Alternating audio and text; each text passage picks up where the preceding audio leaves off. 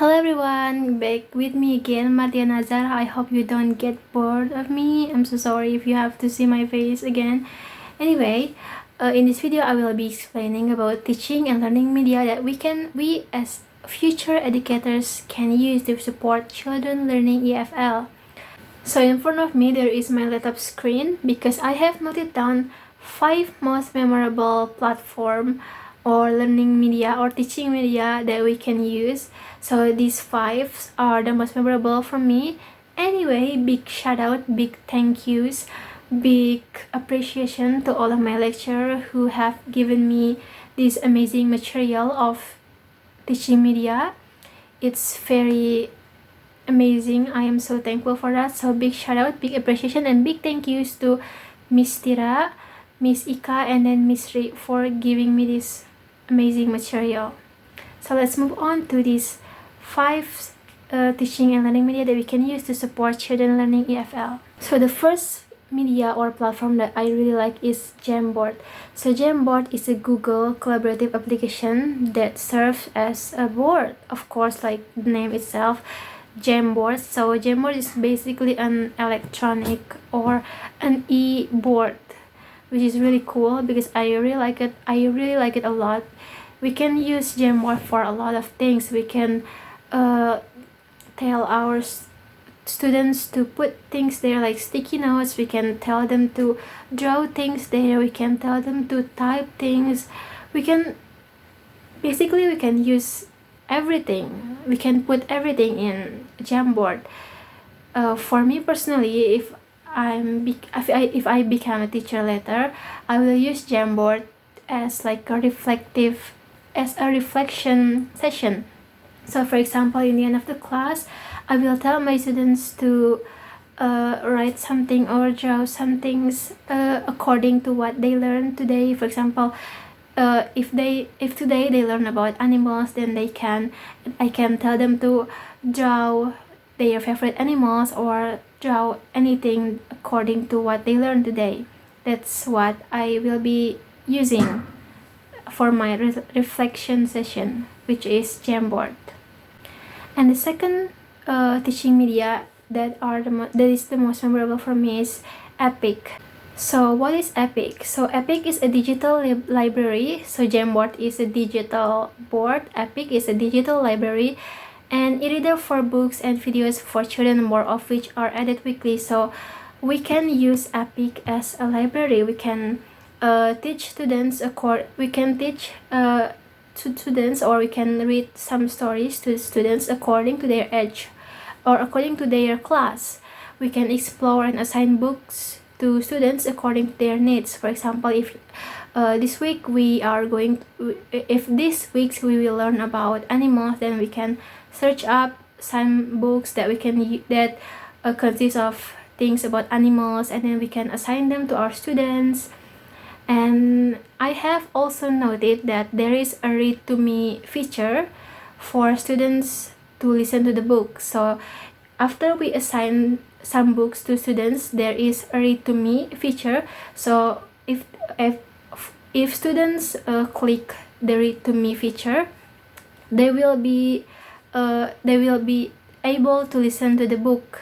So they can do things while listening to the book. They can play while listening to the book. They even can sleep while listening to the book. So they can do everything while listening to the book in Epic. And then the third most memorable teaching media for me is Story Jumpers. So Story Jumper is not that different from Epic. It's the same actually. It serves as a digital library that contains a lot of ebooks for children to read. There are so many books in Story Jumper. We can read the books for the students in the class. Yes, that's the most amazing things in Story Jumper for me. So if we have an online learning with students in Zoom, for example, we can read the story for them, or we can record our voice, and then we can add it to the books, and then we can assign the books to the children so they can read it and they can listen to our voice while they read it. And then the fourth one is live worksheets. So Live Worksheets is a platform that contains many worksheets that we can use for teaching.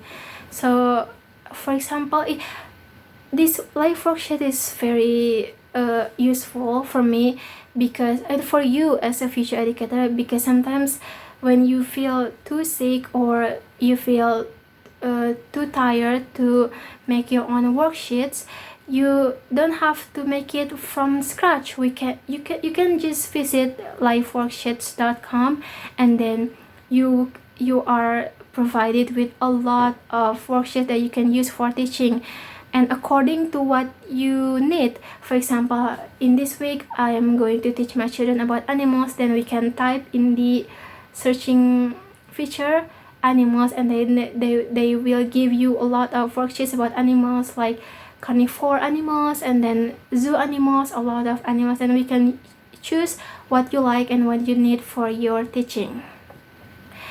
Anyway, we can also make our own worksheets from scratch. If you feel like, making your own worksheet, if you feel too creative, if you feel too productive, you can make your own worksheets from scratch. So you can either choose worksheets or you can make one. And then the last one, which is the fifth most memorable teaching media for me, is Nearpod. So Nearpod, we can engage and help students understand the material. Nearpod is basically a website full of everything you can use. You can provide everything for your students in Nearpod. You can put YouTube videos, you can put your own videos, you can put your own recording, other people's recording. You can use a lot of activities like fill in the blanks, and then like memory games, and then like a uphill game. There are a lot of things that you can do in Nearpod, which is very amazing because Nearpod is also Nearpod also provides children with a lot of visual things that is very engaging to them, because students learn a lot by visual learning, by visual image. I have tried it out myself with my groups a few weeks ago, which is very fun for me to do that.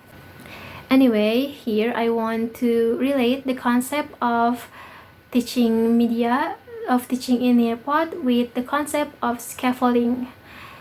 So both platforms, which are Live Worksheets and Nearpod, actually very suitable. They are very suitable for the application of the scaffolding concept. However, I would like to talk more about Nearpod here. In Nearpod, we can use various activities in our learning. For example, fill in the blank session. So fill in the blank I will show you the example here. Yes, it's like that. So in this fill in the blank activity, we as teachers will first assist students by displaying a story or sentences as a whole. So we display some stories to our students. For example, stories about si kancil, and we display the story as a whole. And then after students have gained enough confidence and understanding of the story, we can slowly reduce our assist by activating this fill in the blank activity. So fill in the blank is basically a test questions where students are given a statement with a blank, and they are required to fill in with the most appropriate answer.